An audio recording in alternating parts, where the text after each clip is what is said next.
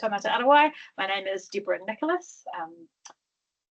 Welcome to Taumata Arawai. For the people that have managed to get here in person and for all you online, thank you for joining us. I'm going to run through a few health and safety things because I've been instructed that that's what they need to do. So apologies for the people online, but you'll possibly have all seen where the bathrooms are. If you need an access swipey thing, we've got those circulating around the place.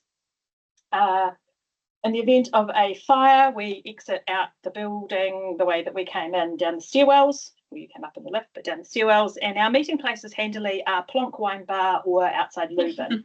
So those are quite well. We know what we'll be doing. Take your wallet with you.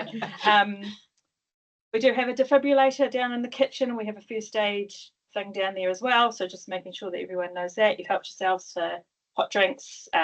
Do help yourself to more. There is a sign-in sheet circulating for the people that are here in person. So if you can to do that, please. All right, so I am going to do a karakia, start us off, and then hand over to Amy. So feel free to join me. I didn't put it on the screen, but it's okay. Whakataka ki te muru, whakataka ki te tomana, kia mā kina ki guta, kia mā taratara ki tai, e haki ana te ataku, te huka, te e ora. Amy.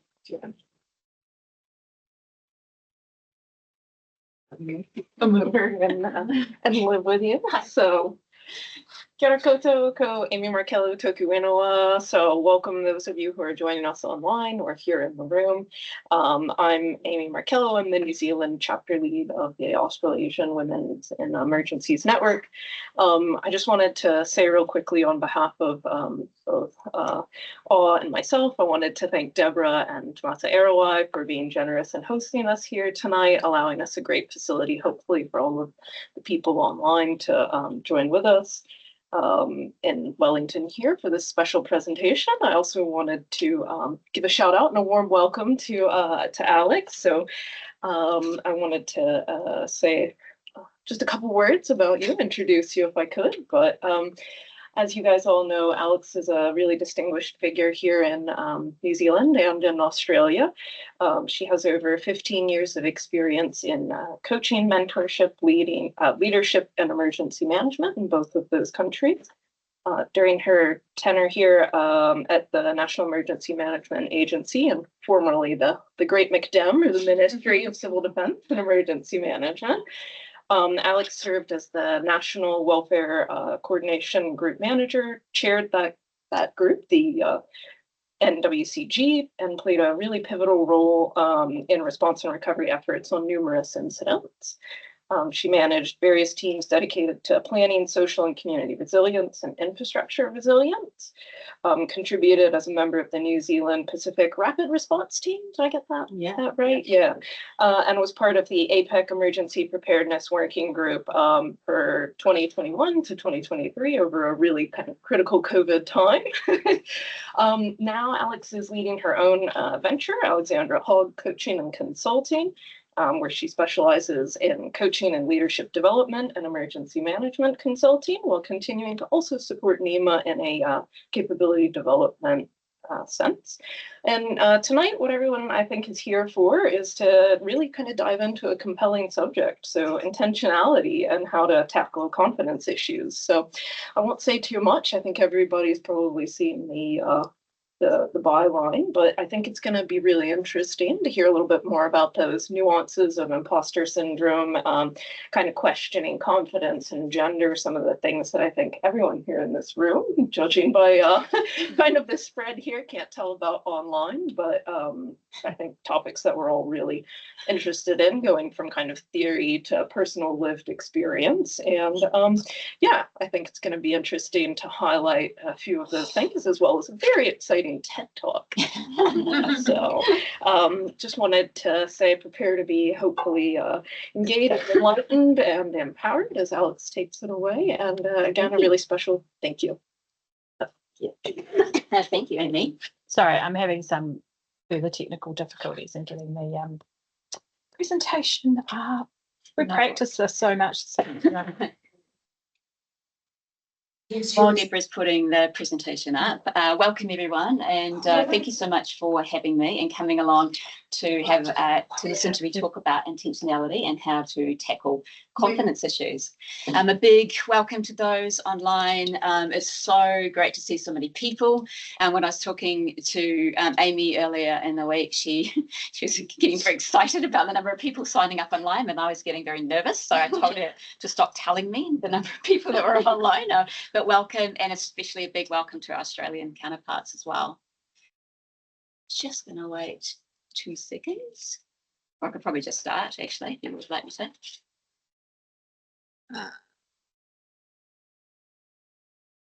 Doing all of the things I was told to do. It's always the IT, right? It's always the IT gremlins.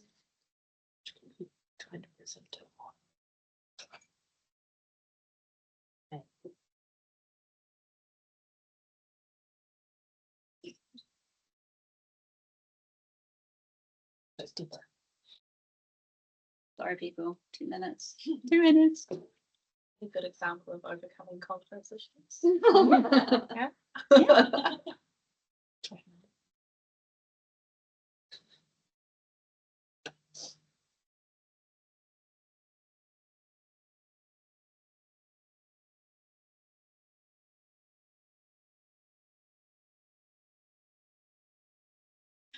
Oh, it's doing something. This is exciting. Yay!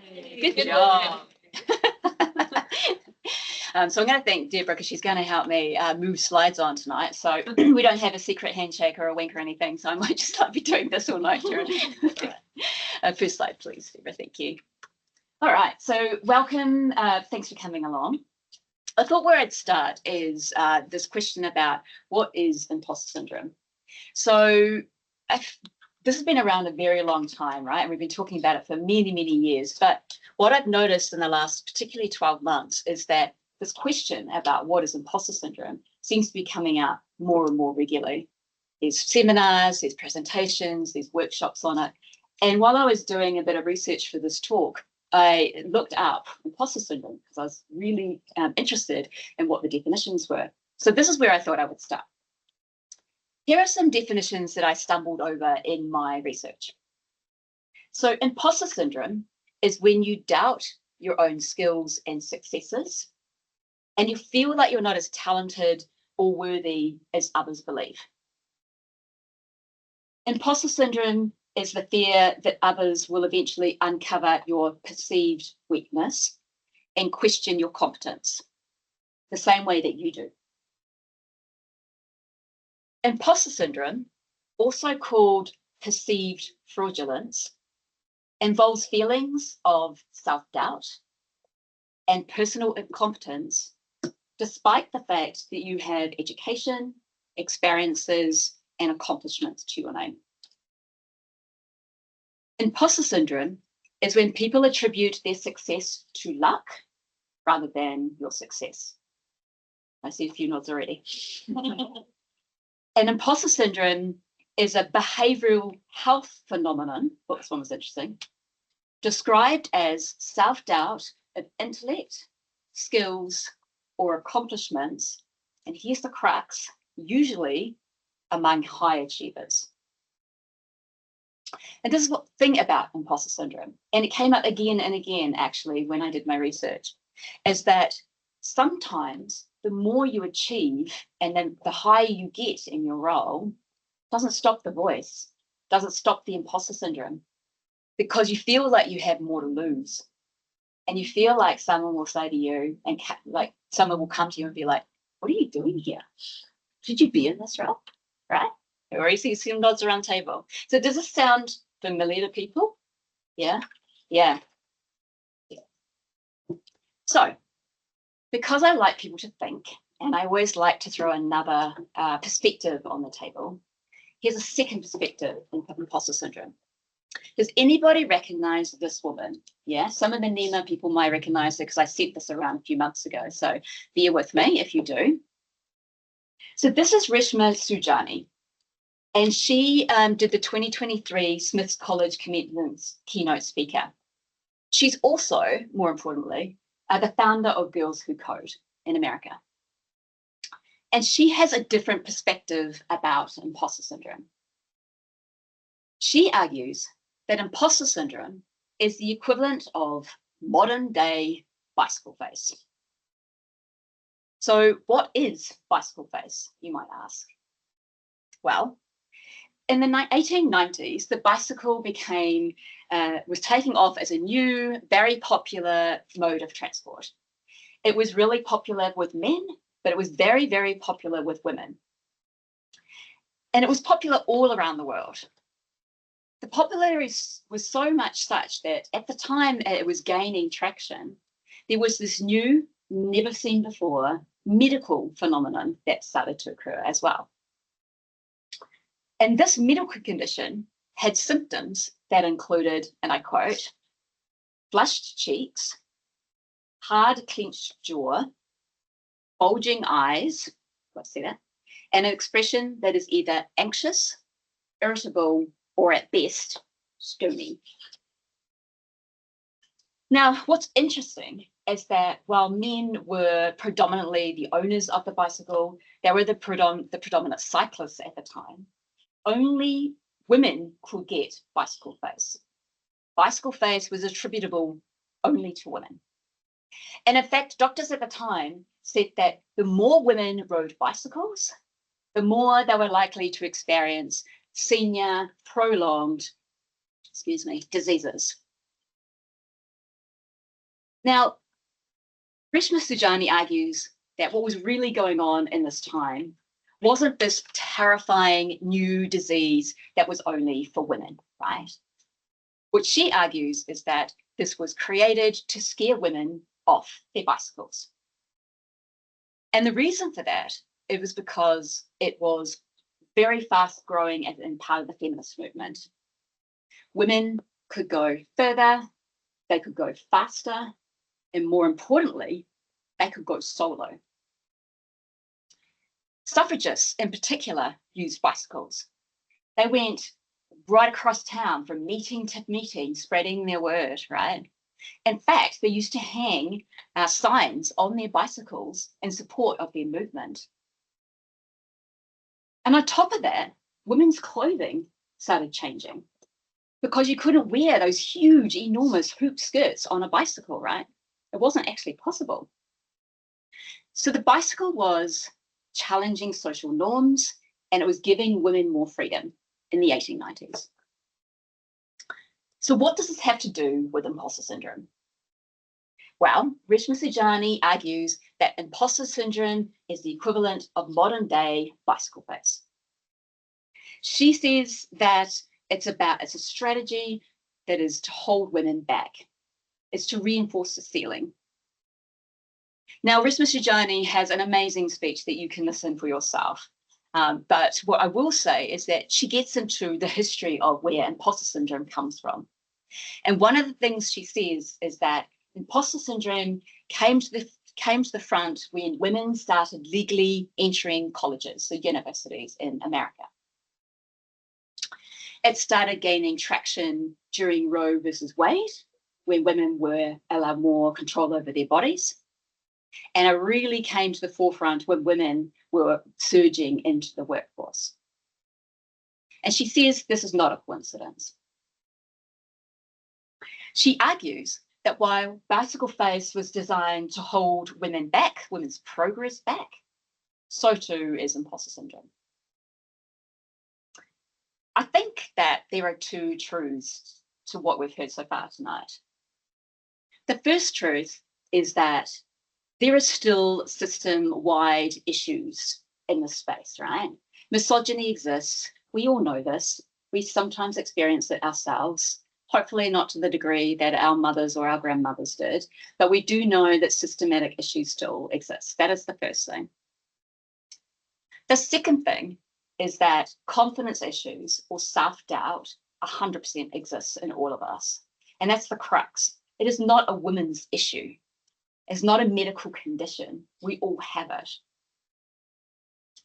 Reshma Saujani argues that for years we've been telling women that it is our responsibility to tackle and overcome imposter syndrome, rather than tackling the systematic issues that create inequality. And I would argue that you can do both. You should 100% tirelessly be working about changing the system, because we should not be having inequality in this day and age. However, I do believe it's really important that we should be empowering women to tackle their own confidence issues, regardless of the triggers and where it comes from. Thanks, Steve. So today I'm going to talk to you about intentionality. This is about intentionality of thought, intentionality of action, and how you can take control of your own confidence. So I'm going to start with a wee story from Helen. Now, this story is so outrageous, I'm pretty sure you guys are not going to believe that it is true. But I swear to you, it's 100% true as I was told it. So about 15, 20 years ago, which is probably showing my age a little bit, I worked for a government department that had its very first female departmental head. And we're going to call her Helen.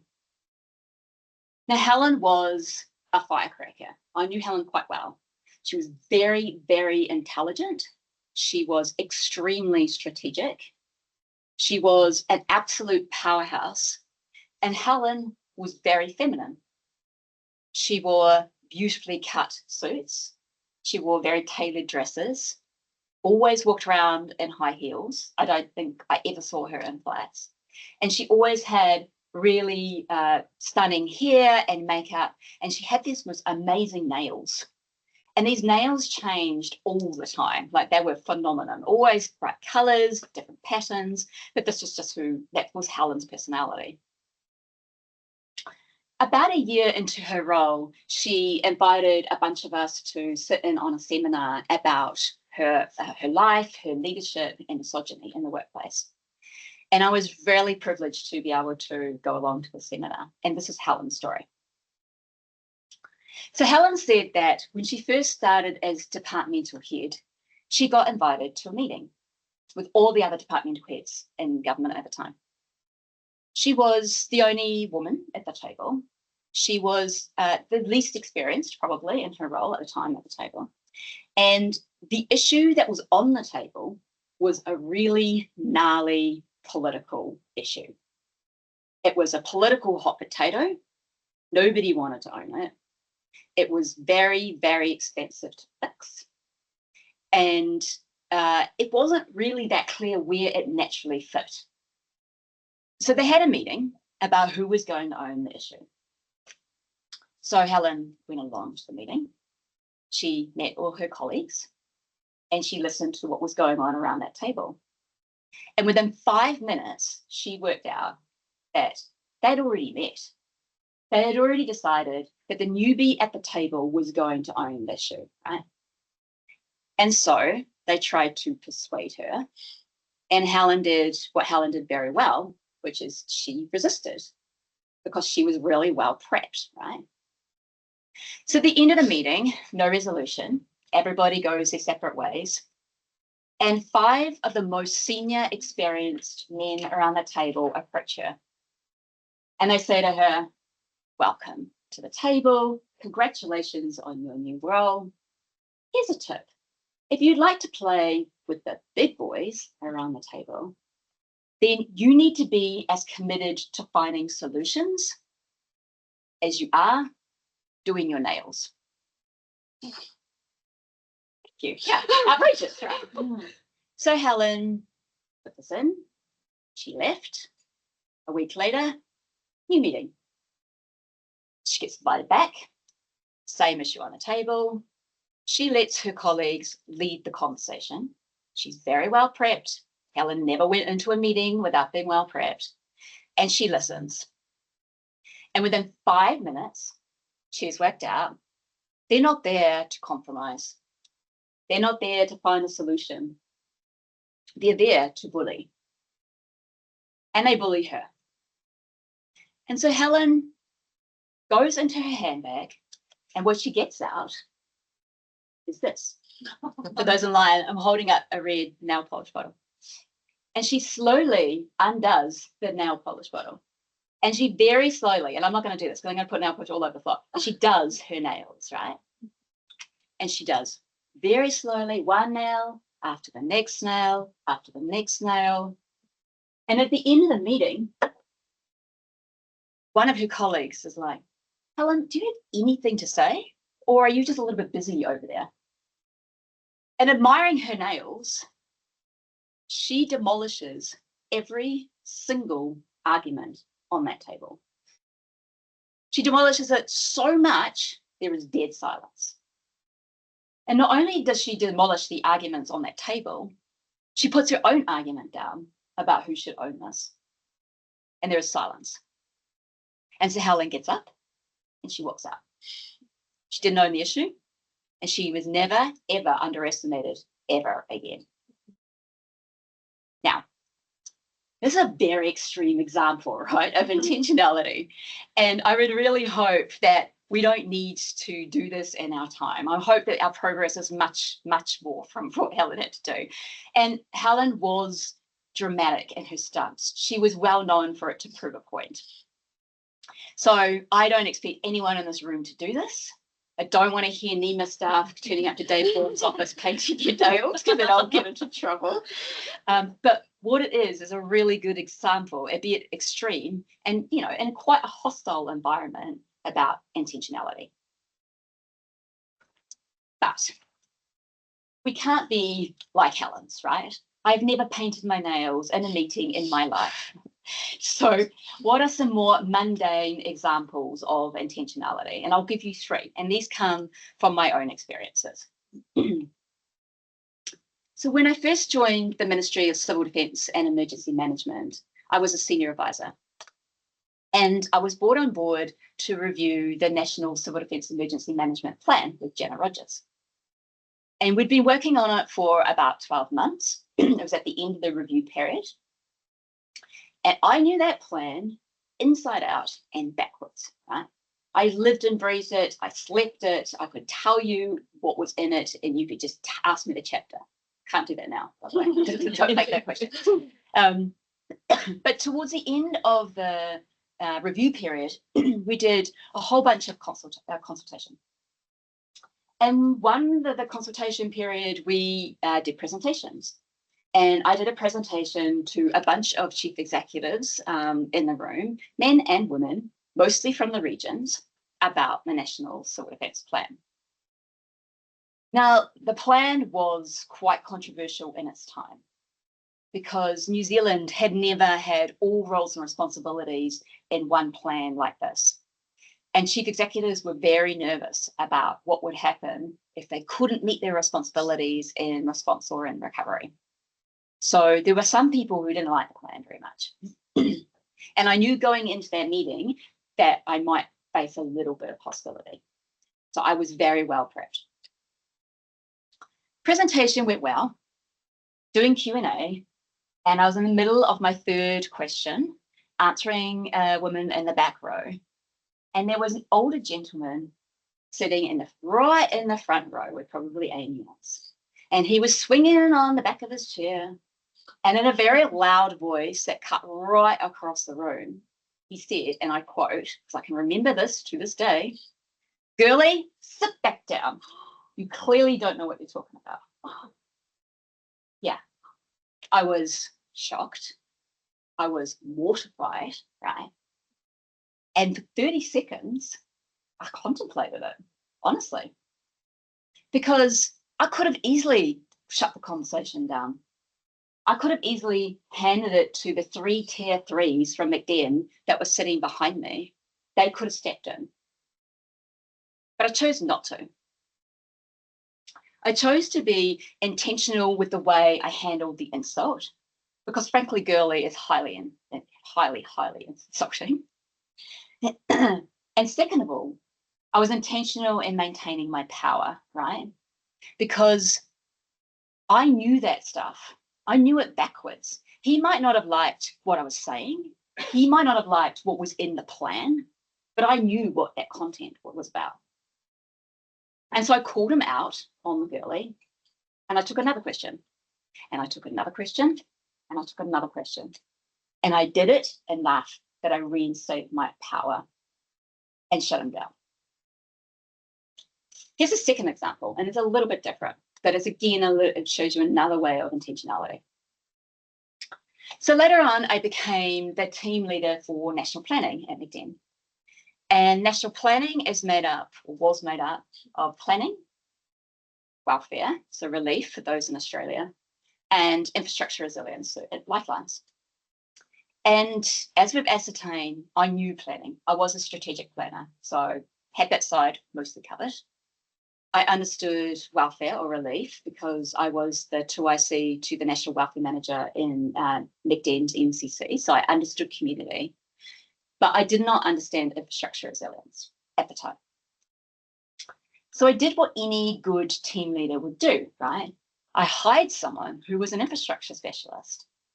And this person was not a specialist in emergency management, but it was okay because I was. So he could teach me infrastructure and I could teach him emergency management. And as a partnership, we do pretty well. And we did. Now, it just happened that the person that I hired was male and 15 years my senior. Okay.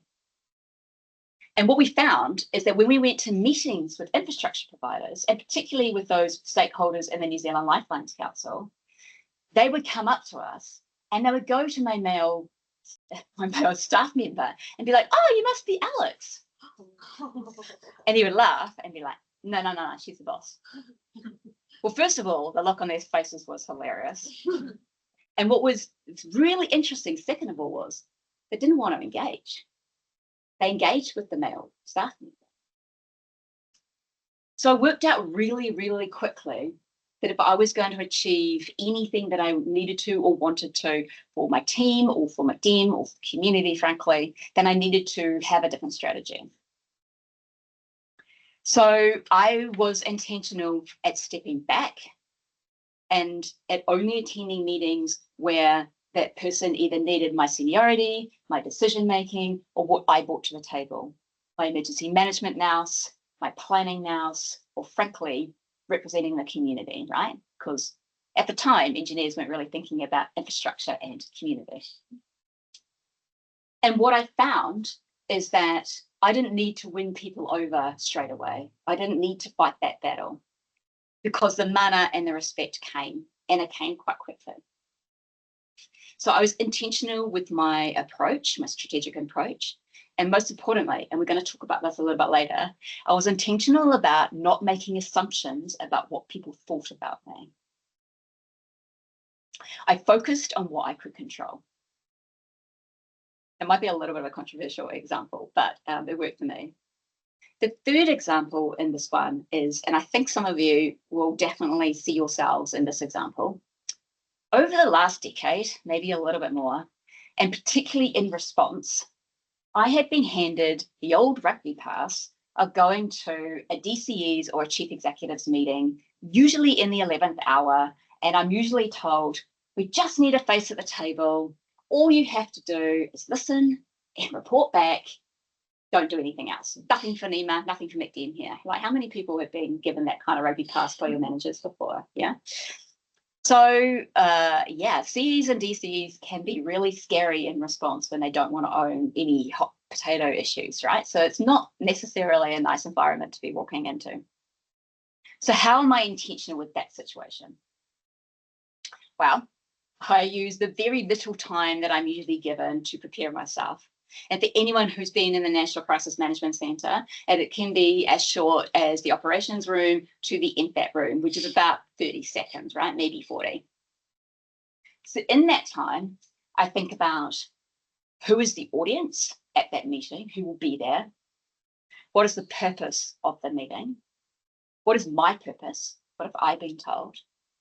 What are the gnarly issues that I probably want to avoid? And if they're on the table, how do I get out of that, of answering them? And then I put my game face on, and then I get in there.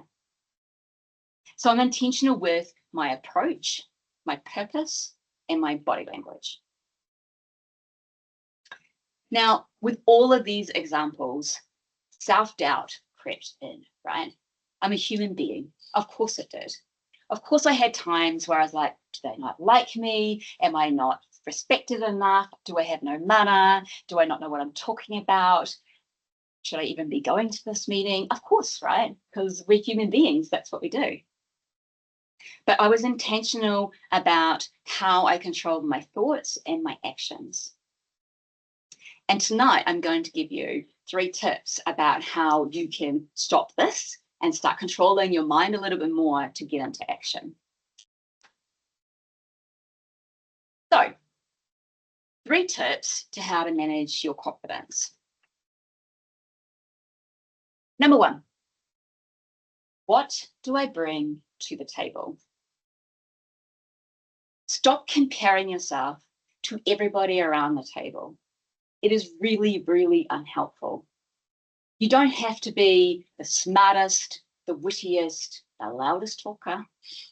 You just have to ask yourself, what is my purpose? What do I bring to the table? And I'm going to give you some examples.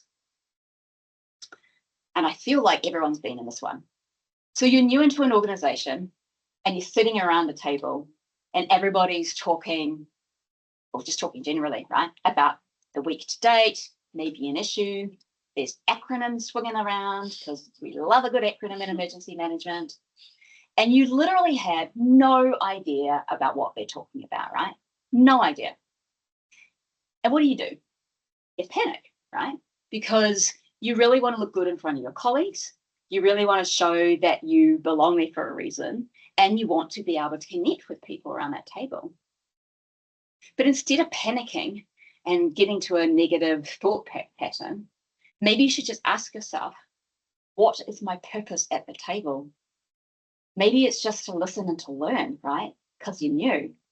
Maybe it's just about really engaging with the conversation so you can ask some really good questions. And then that carries on your learning journey. Here's an example from the North Island severe weather event in Cyclone Gabrielle. And there's a few of you in the room that were on the welfare desk with me, so you'll probably recognise this, and maybe some online as well. So during the North Island severe weather event, towards the end of that event, there was a meeting called by planning. And the planners were talking about Bailey bridges, where to put Bailey bridges. And at that meeting, there were planners, there were logistics, operations, defence, NZTA, police. I'm sure I've missed out people, but there were a lot of very smart, operationally, tactically minded people at that around that table. And after a little bit of persuasion, welfare was invited to the table to join the conversation. And I sent my 2IC, male this time, not female, and he went along and partaken in the planning, and he came back to me and he said, I don't really know what I was supposed to do there initially, because everyone was so smart and talking operations and talking about how to get the Bailey Bridge there and talking about the engineering and talking about the supply chain. He was like, what am I doing here? And he kind of freaked out a bit. He was like, what's my point? And then he paid attention to the conversation around the table. And he was like, well, why are you putting the Bailey Bridge there? The impacted community that needs the Bailey Bridge the most is actually over here. So his point, his purpose, what he brought to the table was the community, right? So remember, what do you bring to the table? A friend of mine recently told me, and this is a classic example, that she has got a new job. She's moved from private to public and never been in central government before. And she is a director general, so she's quite high up in this ministry. And she is having a nightmare of a time trying to understand central government because she's been in business all her life, right? And central government is a beast. We know this, right? It can be very complex sometimes. And so she feels like she doesn't have time to learn like we might do in our roles. She needs to learn fast because everyone's looking to her. And her boss, who's the deputy chief executive, is inviting her to all these meetings, other DCEs, chief executives, ministers, and in every meeting she goes to, it's a complex policy issue. She's not a policy person. And they ask her opinion, and she tries to answer as a policy advisor and from her 2 weeks in her new role, right? So this continues on 2 weeks, 3 weeks, 4 weeks. And eventually her boss, the deputy chief executive, takes her aside and he says to her, "Why are you answering the questions in this way?" And she's like, "Well, this is what you've hired me for, right?" And he's like, "Yeah, but you've been here 2 seconds. You clearly do not know our business. And you're not a policy advisor. You don't specialize in policy." Now, clearly her boss could 100% have communicated a little bit better, right? 4 weeks before she started attending these meetings. However, he turned to her and he said, "They're not asking your opinion because of your experience in the organization or because you are an amazing policy strategist. They're asking your opinion because of your business background, because of your private sector experience. So just remember to ask yourself when you're around the table, what do you bring to the table?" Number 2. Now, anyone who has done any coaching with me will probably be giggling at this one because I say it all the time. Watch your assumptions.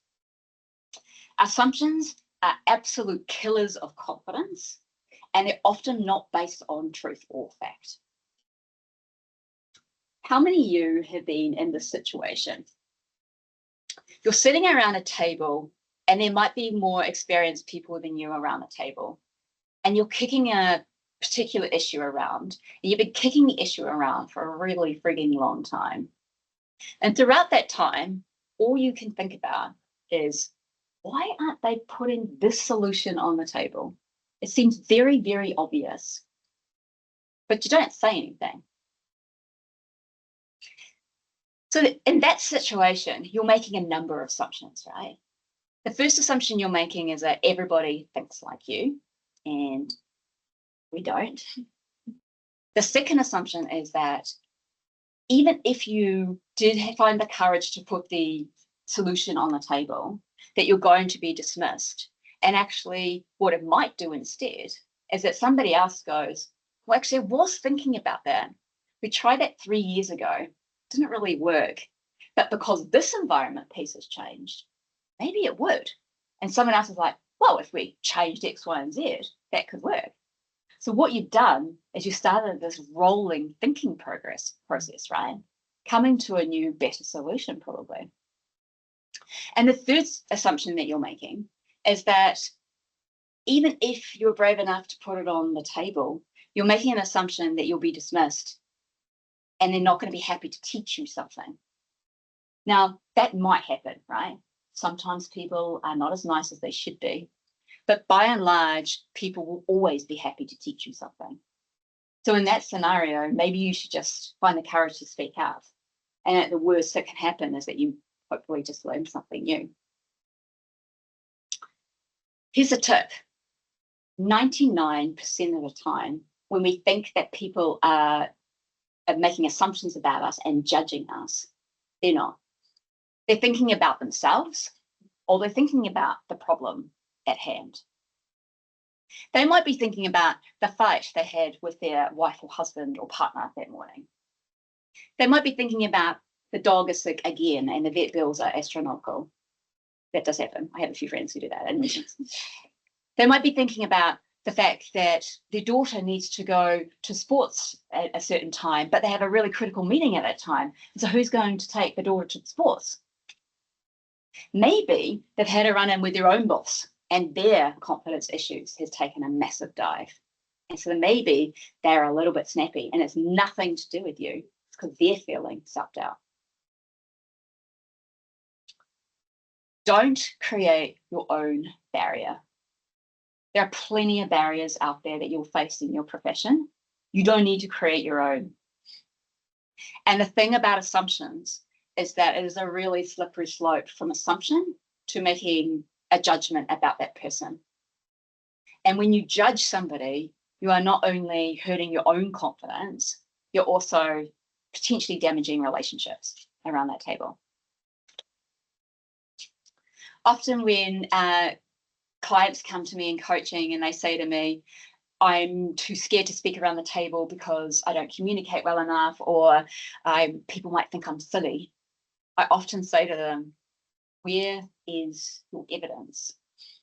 Have you been given feedback, or are you making an assumption? Number 3, this will be a quick slide view this time, Deb. Body language is key. Does anyone recognize this woman? Yeah, it's pretty well known. I'm going to go through her anyway because I think it's a really good reminder. So this is Amy Cuddy. And Amy Cuddy is a social psychologist, and she's done a lot of research into body language. So she's done research into how your body language and what it conveys to others. But she's also taken it the next step further and looked at what your body language can convince your mind. Can you convince your body to convince your mind, essentially, and the body chemistry to that? And Cuddy is most well known for her power posing, which we'll talk about a little bit in a sec as well. So Cuddy argues that non-verbal expressions of communication are just as powerful as verbal. And she says that all you need to do is look into the animal kingdom to see what its non-verbal expressions of power and dominance look like. So what that looks like is that you make yourself bigger, right? You stretch yourself out. You take up space, and essentially you're opening up. She argues that this is not just a phenomenon in the animal kingdom, it is also something that only primates do, it is something that human beings do as well. So what do we do when we feel powerless? Well, Cuddy says we do the opposite, right? We get smaller, we try and hide, we try and be as small and little, take up as little space as possible. It's very much like that fight, flight, and freeze, which I'm sure you're all across. So what do these poses look like? And they look like this. Now, when I looked at this, I looked at the woman that is a high power pose in the bottom right. So the woman, for those online, who's got her feet on the desk. I don't know if I've ever seen this in a meeting. Has anyone seen that in a meeting? No. But what I have seen, and I'm sure the one that will strike out for you most, is the high power pose of the gentleman at the top, right? Spread legs, spread arms, rolling on the back of the seat. And the power poses to the left with the women are also something you might see a bit more as well. The other day, I was talking to the team I work with at NEMA, and I was having a conversation with them, and apparently I was standing like this, having a conversation, and they were like, "What are you doing?" And I was like, "Oh, I don't know. I'm not trying to dominate." But this is far more prominent. You see this a lot. Your low power poses are the one in the middle and the one in the bottom left-hand corner. They're trying to decrease their space, right? They don't want visibility. You might touch your face or your neck. It's very much a defensive gesture. Do these look familiar to people? Have you done these? Some of these yourselves? Yeah. A few nods around the room. I imagine that might be a bit familiar to you online as well. So we're going to talk about high power poses.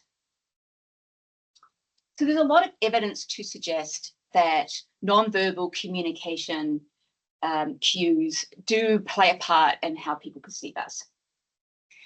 But as I said to you before, Cuddy takes it the next step further. And she says, can our body language impact what we think about ourselves? We know that our minds are extremely powerful and can change our bodies, but can our bodies change our minds? And Cuddy says it can.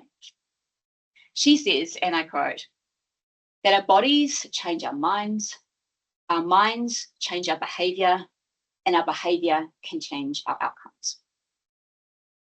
Now, we don't have time to go into all the theory here around Amy Cuddy, and there are a number of really good TED Talks online around this stuff if you want to look more of it up, and she has lots of really fabulous books as well on this topic.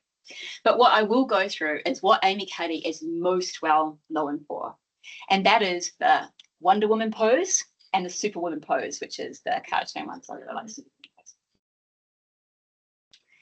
Amy says that before you go into your next stressful meeting, whether it is a stressful meeting, whether it is an interview or presentation, for 2 minutes, she says, do the Wonder Woman pose or do the Superwoman pose. You might want to do it in a lift. I would suggest you probably don't want other people in the lift, but it depends on your confidence issue and confidence levels. Do it in a bathroom stall. Do it at your desk. Do it in an office by yourself. But for 2 minutes, she says, hold this pose and do some breathing and really reconfigure your brain to tackle that situation. You may have a mantra. I've got this. I'm confident. I would argue you could use the 2 tips I gave you.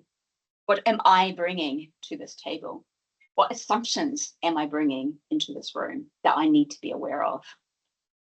But whatever you do, she says, hold this pose for 2 minutes and it will help you lift that confidence before going into that room.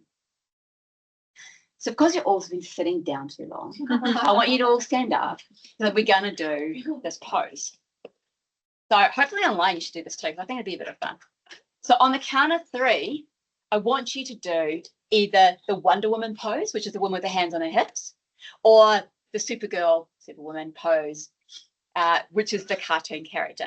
And I'm going to go count down from 3. And if you're feeling particularly enthusiastic, you're going to yell out Superwoman with me because why not, right?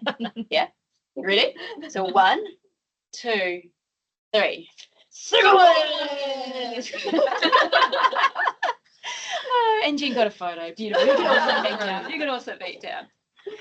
So how's everybody feeling? Right? Yeah? A few laughs on the road. Good.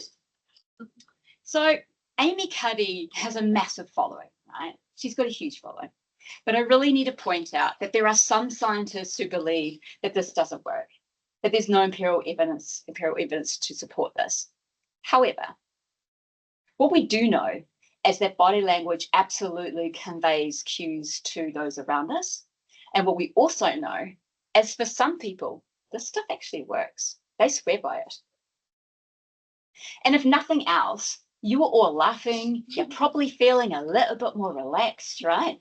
So maybe you should just give it a go, because you never know. Maybe it'll work for you. But being more cognizant of whether you are doing your high or low power poses, maybe just be mindful of that when you're going into meetings, particularly if you're in a meeting where you're feeling defensive. Have a check in with your body and see what's going on. And Amy Cuddy's book, which is Presence, which I bought today because it's an awesome book. As you can see, it's very, very well tabbed. I use it all the time. She gives some additional tips, which she calls as poses for presence. And some of those tips include, don't sit in a waiting room if you are going into an interview or if you're going to a doctor's. She says, move around. Because when we sit down, what do? We pull our phone out, right? And then we do this. And that is a low power pose. So she says, stand up, move around, read the posters on the wall, but just keep your body moving and make yourself large. The second tip is, and it's probably one of my favorite, and a lot of you who've been in response and recovery will recognize this one. She says, bathroom, toilets, and stalls are your absolute best friend. And we all know this to be true, right? How many of you have gone finally to the toilet after 4 hours of trying to get there, and you're sitting down there and you just breathe because it's frigging chaos and you just need to breathe? So she said, I've done it many times. So she said, use the time, take a stretch, do a big pose.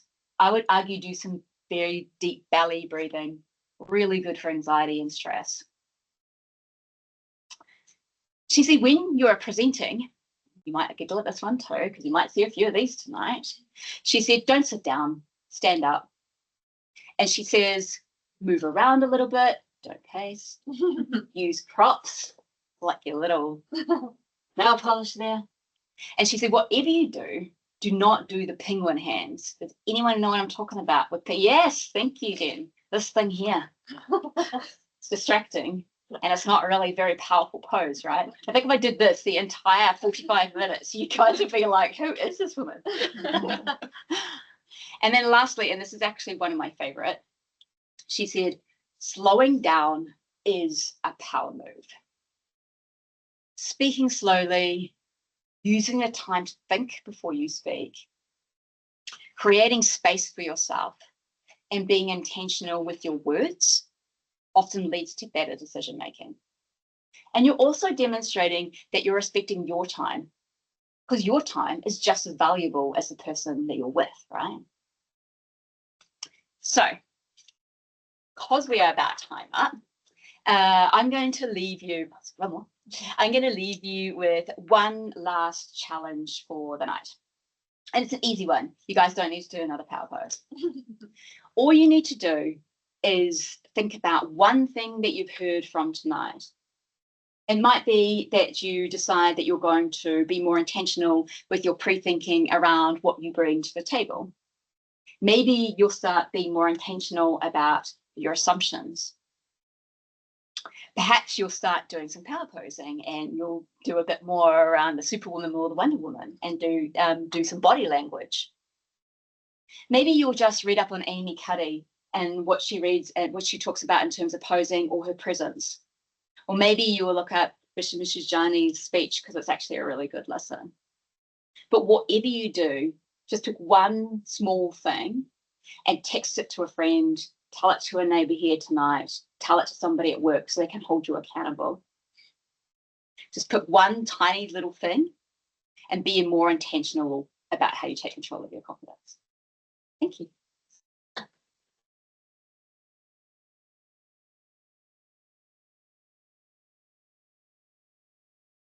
Yeah. No, do you have about 20 minutes left? So anybody here in the room or online wants to type in their questions or raise their hands and ask questions, I think we have open Q&A. Do. Oh, we've got one already here. Can I suggest that you either repeat the question, Sure. or you go up and ask the question? Yeah, I can repeat it. Sometimes that cuts out a little. Okay. Yeah. So this is really common to have virtual meetings now. So I'm just wondering, is there any like tips or observation about how do we give a presentation maybe online and with obviously we can't give a lot of polls, but how do we make it like more comfortable ourselves and also like the audience will be understand what we're doing? Yeah. So the question for those online came from Maggie, and she was saying that in this day and age, we do so much more presenting online, and how do you counter that to make yourself feel more confident and in terms of how you engage with your audience? And that's a really good question. So I also have a coach, right? Because coaches need coaches. And my executive coach often talks about presence online. And presence is really, and Amy Cuddy has a whole book on it, but presence is really about when you're really connecting with your audience. And I think in terms of the power posing, I think it's even more important, right? So try and not hunch over your computer screen. That's the first thing. Try and open yourself up and be bigger. But in regards to presence, it's really like trying to connect with the people that are online. So whether it is you're designing your presentation, which clearly we haven't managed to do tonight, but whether you're designing your presentation to engage your audience, if that is appropriate, that's one way of building your presence and your personality. It's basically about allowing your personality to come through. I hate giving presentations when I can't see faces, because I'm really get my energy from people, right? So the other day I had to do a presentation for NEMA to their people leaders, and everybody was online with their pretty photos, but I couldn't see anyone's faces. So I was getting nothing, and they were probably not getting much from me so I always ask at the start if it's appropriate. I'm like, would anyone mind putting your cameras on? Don't need to be all of you, but would some of you mind putting your cameras on? And that will often help you gain a bit of confidence. You can read a little bit of the body language from online as well. Does that help? Yeah. Thank you.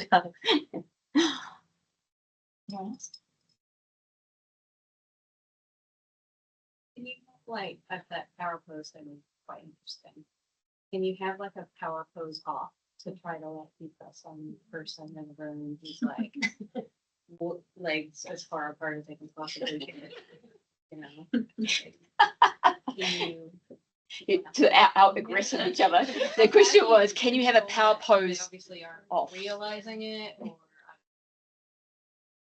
Yeah, I think what's really interesting to me about power posing, right? So everything I've introduced you to here today, it's good for you to research the stuff yourself and see if it works for yourself, right? Because I'm just giving you different tips and tricks for you to try, and everybody will find what is right for them. What's really interesting about power posing, I think personally, is that I suspect a lot of people that do those poses, and I'm sure we've all got them in our heads, and I'm not even sure if they do realize it, honestly. It still conveys the same message, right, though? Like, I mean, let's be honest, like the man spread is a power pose, right? And men do it all the time. And I'm not sure men are always trying to be intentional with the man spread, but they do it. And it does come across as dominant and does come across as send a message. If you saw a power pose and you did a power pose back, I'm not entirely sure that you're making an assumption that maybe the person who's doing the power pose has got the EQ high enough to recognize that's what you're doing. And really, the question is, what's the point, right? Like, it's really about your own confidence. If you're doing it for your confidence, go for it. If you're doing it because you're trying to out power pose somebody, I'm not really sure that's going to work too well. But try it and report back. Yeah. You can feed that.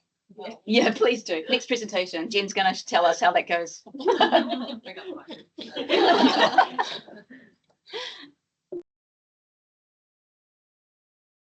Anyone online? Oh, that's it. Oh, thank you, Joe. Do we have any questions online? Okay, this comes through.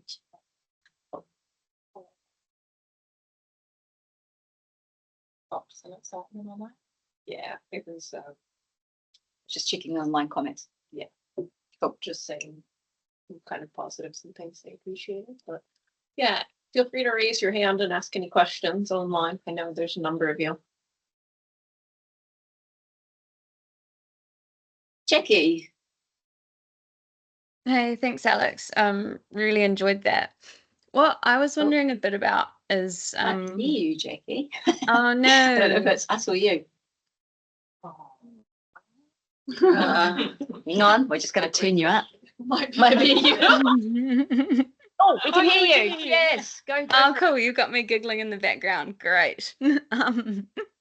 So what I was wondering is, for a lot of us who come from backgrounds that are more sort of policy or community based, but we're working in an environment that seems to sort of privilege the kind of more defense police styles of briefing and talking and interacting, what your thoughts are around sort of adapting to that and trying to deliver like that versus delivering like authentically as yourself. Yeah, that's a great question. I think our sector has been struggling with this for a while, actually. And the conversations I keep having actually is about, I think we need to stop talking about whether someone's wore a uniform or not. And I think we need to start talking about the styles of leadership and communication and what works and what doesn't, right? Because the leadership is on a spectrum. You use different leadership techniques, whether you're in response or recovery or BOU. It depends on the situation at the time. And I would argue that for ourselves as well, we should always be authentically who we are. But I would caveat that as well to say that it never hurts to build our own arsenal up when it comes to communication and leadership. So I know that is a delicate balance, right? And I think that it kind of depends on the situation is my answer. And I know it sounds like a little bit of a cop-out, but if you're trying to achieve something and the way you're going to achieve it is to have a firmer communication style or have a certain leadership attribute to do so, that is still authentically you, it's about dialing it up and dialing it down, then I would do so. So I talk about dialing up and dialing down quite a lot, actually. And it's about building your skills in communication and then as a leader and recognizing situations where you may need to dial it up, which means that you might need to have the tough conversation or be a bit more robust in your comms or your language, or just take a harder line, put a line in the sand if you're on a particular issue. And then recognizing when you need to dial it down. You can still be authentically yourself and do that. It takes experience and it takes practice. But it is entirely achievable. But I don't think you should be entirely changing yourself to suit an environment that is dominated by uniforms. But you can adapt to it to make sure that you are still successful. Does that help? Yeah, that's great. Thank you. Tricky question.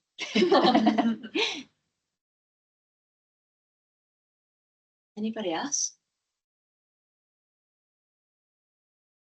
Do you have any ideas of things that we can do as we're a women's network and strengthen our network as how we work together and how we bring things to our organizations that we work with? Is there any things that we can do as individuals to kind of influence that change that we want to see within the emergency network? Yeah.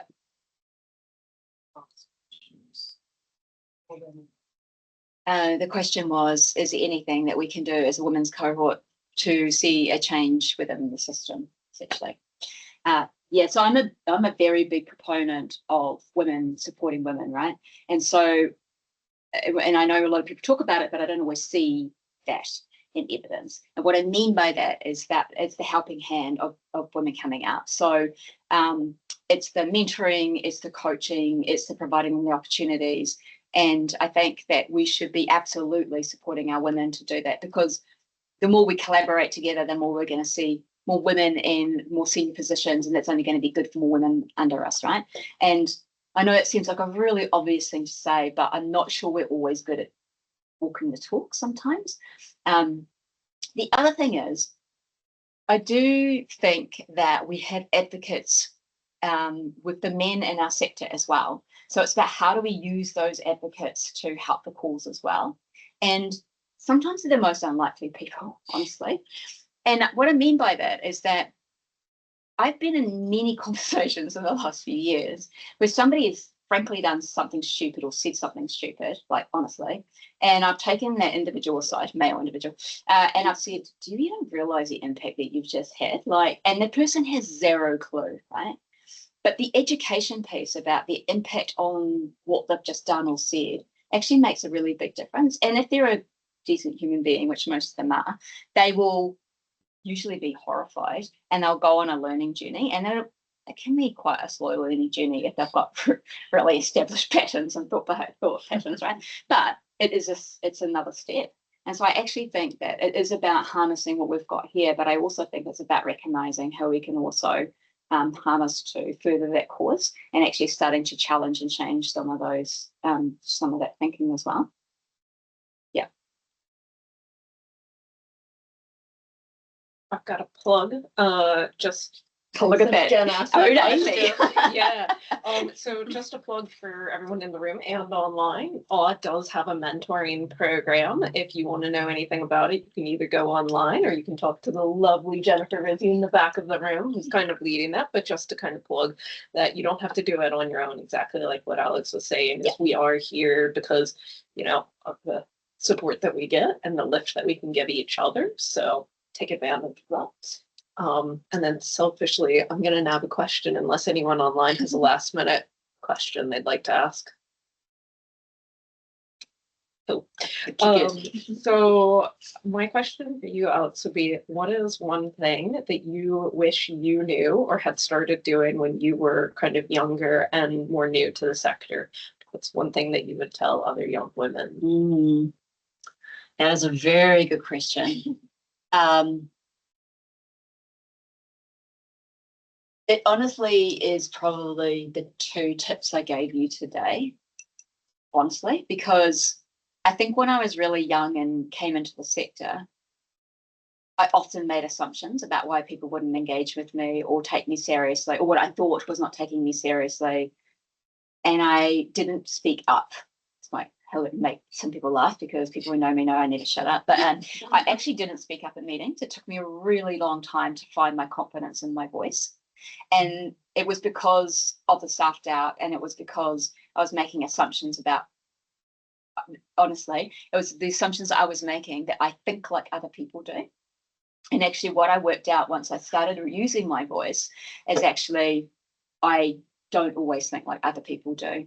And that strategic part that I can bring to that, or my empathy, or the EQ I have, or the people side that I have, not everybody has that actually. And I made an assumption that everybody does, that everyone thinks like me and feels like me and recognizes patterns like me. And actually it's just not true.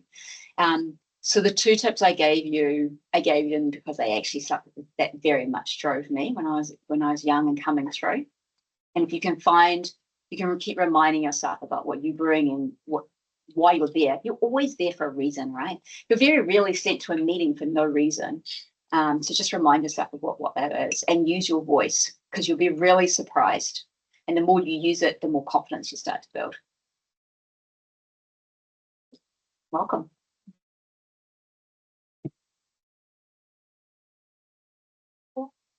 That's cool. Time for Alex to have a drink. I think if that's I will. Actually, I'm going to invite. Sorry, I'll jump over here. I'm going to invite Ainsley. Write it down. She's come from football, but she's dead keen to be here. Won't go on camera. Hello. Right, not keen to go on camera. So Ainsley is here at Tamata Arawai as the manager of Response and Resilience. So helped me do the setup today. So she's going to quiz us. Yeah, but thank you very much, Alex, Amy, and you all, and everyone online. Great to see such good numbers of people online.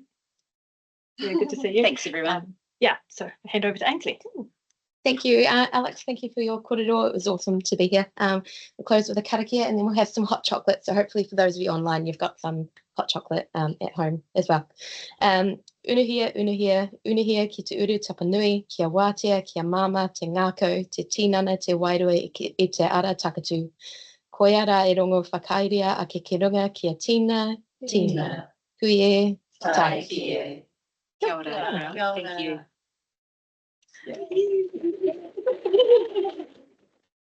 It's so much online.